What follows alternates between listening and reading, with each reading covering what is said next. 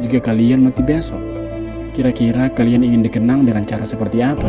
Kaisar pertama dinasti Qin memiliki ide yang lebih besar dibanding dia ingin dibuatkan 8.000 patung pasukan yang akan menemaninya sebagai pasukan di alam kubur, sebagai sebuah lambang kejayaan untuk membawa 8.000 pasukan tentara terakota ke dunia setelah kematian. Namun tentu saja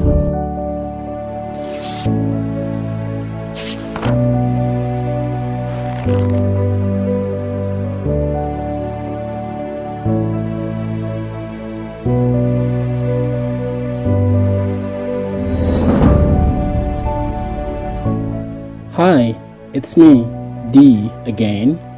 Bagaimana kabar kalian hari ini? Semoga sehat-sehat selalu, stay strong dan jangan pernah menyerah. Seperti biasa, kita akan selalu mencari dan membahas hal-hal menarik yang ada di dunia ini. Dan semoga saja you guys enjoy the video.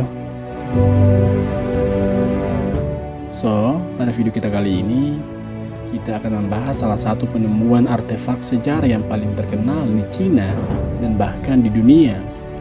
Ribuan tentara tanah liat yang ditemukan di Cina. Seperti apa nantinya? Pantengin terus ya. Jangan di skip biar kita sama-sama paham. Oke?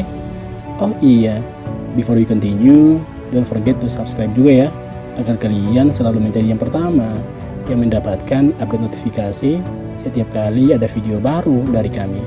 Just langsung ke videonya.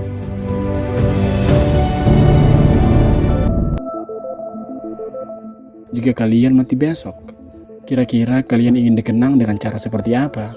Apakah dengan sepucuk bunga atau hanya disimpan fotonya oleh orang-orang terkasih? Well, kaisar pertama dinasti Qin memiliki ide yang lebih besar dibandingkan siapapun. Pasalnya, saat kematiannya datang, dia ingin dibuatkan 8.000 patung pasukan yang akan menemaninya sebagai pasukan di alam kubur.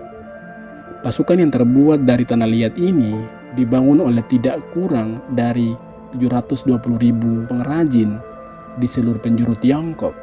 Pengerjaannya pun memakan waktu kurang lebih 40 tahun, mulai dari tahun 206 sebelum Masehi sampai 246 sebelum Masehi. Tentu saja mengetahui fakta itu, pasti akan muncul semua pertanyaan di benak kita. Kenapa kaisar pertama dinasti Qin itu melakukan hal yang sangat repot? Jawabannya adalah sebagai sebuah lambang kejayaan. Hal ini juga digunakan sebagai sebuah penghormatan kepada pasukan paling berjasa dalam sejarah Tiongkok karena telah memberikan persatuan pada daratan tersebut. Kaisar pertama Qin itu yang secara pribadilah yang berkeinginan dibuatkan 8.000 patung karena dia ingin kejayaan pemerintahannya bisa dibawa ke akhirat. Dia ingin 8.000 pasukan yang menemaninya sampai ke dunia selanjutnya. Dalam pengetahuan umum, situs tentara terakota ditemukan pada tahun 1974, namun sebenarnya penduduk Cina sendiri sudah tahu di antara tanah kelahiran mereka terkubur situs peninggalan tersebut sejak zaman dahulu.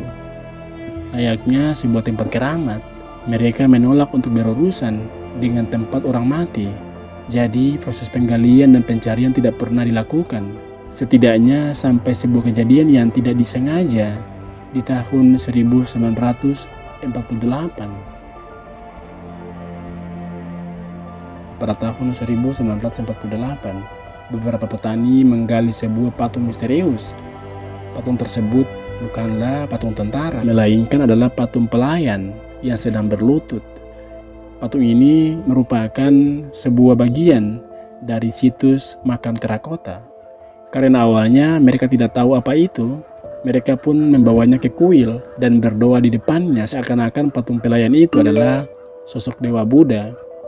Pada tahun 1926, sebuah patung ditemukan lagi, yang kemudian kedua patung tersebut segera dibawa ke museum. Kala itu tidak ada yang berminat untuk melihat karena memang patung itu belum diketahui asal-usulnya.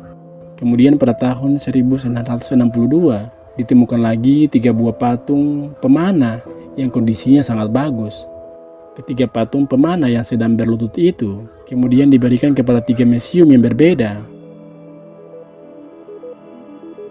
Setelah rentetan penemuan itu, daratan Cina kemudian masuk ke dalam sebuah fase yang dinamakan revolusi kebudayaan. Mao Zedong, pemimpin kala itu, memberikan ultimatum yang mengatakan bahwa segala macam objek kuno yang dihubungkan dengan kekaisaran harus dilenyapkan.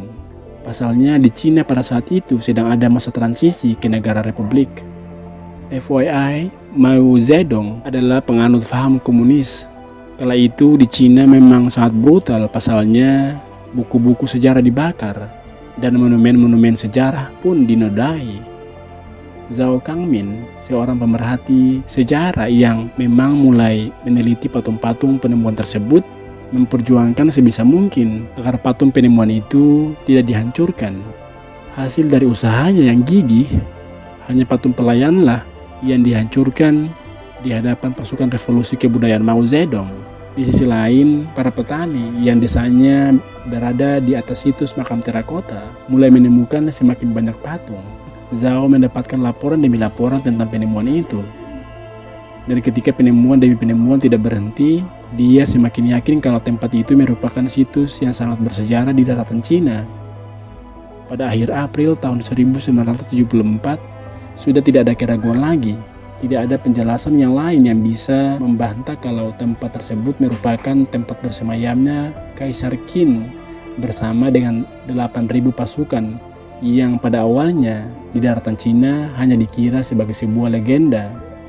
Sayangnya, terlepas dari kejayaan yang dibawa mati, yang tercermin di antara 8.000 pasukan terakota, Kaisar pertama Qin juga membawa mati kejahatan.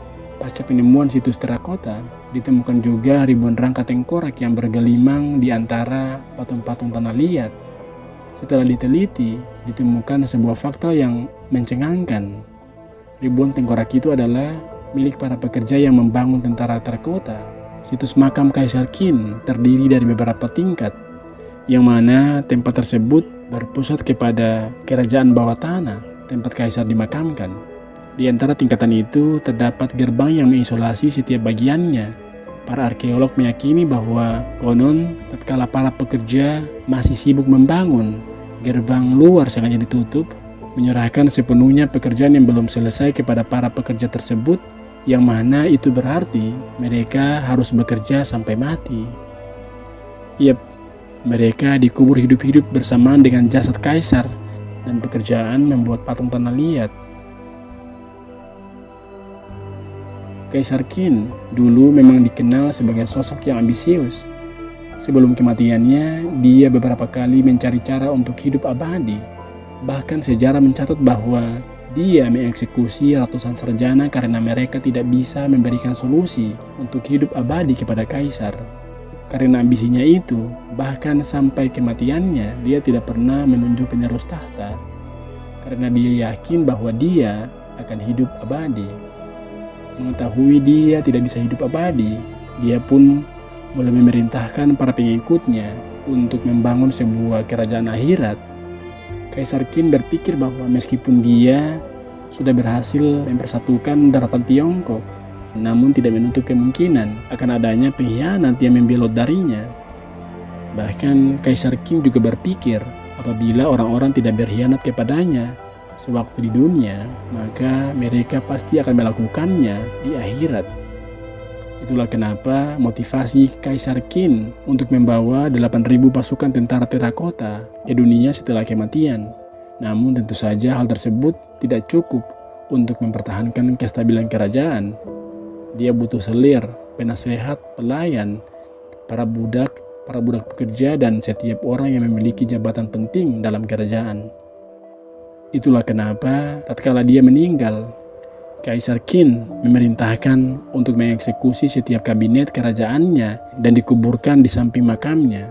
Kabinet tersebut termasuk selir, penasehat, pelayan, dan setiap orang yang memiliki jabatan penting dalam kerajaan. Beberapa cerita bahkan menyebutkan ada yang dimutilasi, ada juga yang dikubur hidup-hidup. Nah, itulah akhir dari pembahasan kita kali ini. Dalam catatan sejarah, Untuk menghindari adanya penyusup yang mengganggu tidur panjangnya, ruang makam kaisar katanya dipasang berbagai macam perangkap yang mematikan sebagai upaya pertahanan. Hal itulah yang membuat sampai sekarang para arkeolog baru berani meneliti ruang makam Kaisar Qin Shi Huang. Bagaimana menurut kalian? Berikan selalu pendapat-pendapat terbaik kalian terkait pembahasan kita kali ini. But in the end, I hope you guys enjoy the video.